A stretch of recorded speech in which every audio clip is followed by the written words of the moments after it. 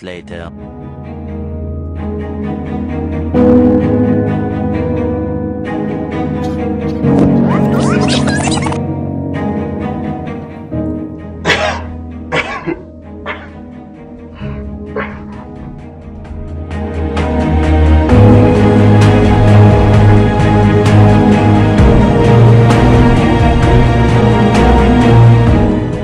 That's why we, the students at CMS, have decided to see how much bacteria there really is on school water fountains.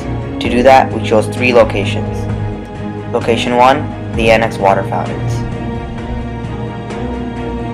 Location 2, the cafeteria water fountain. Finally, location 3, the 6th grade concourse water fountain. The following is our hypothesis.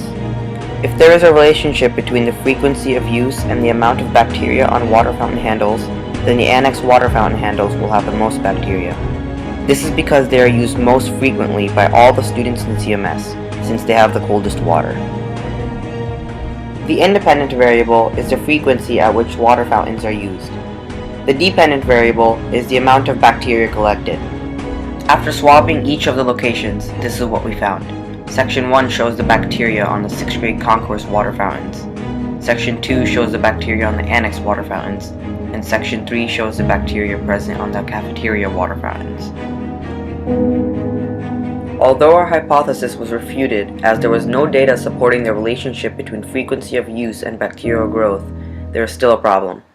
The 6th grade concourse shows 45 colonies and 1 lawn of bacteria, the size of 6 dimes. The annex shows 52 colonies of bacteria. Lastly, the cafeteria shows 17 colonies and 2 lawns of bacteria, each the size of a dime. This data shows that further action needs to be taken. For example, CMS could have a janitor clean the water fountains every day after school. By doing this, students will be able to live in a much cleaner environment, and their chances of getting sick will be greatly lowered.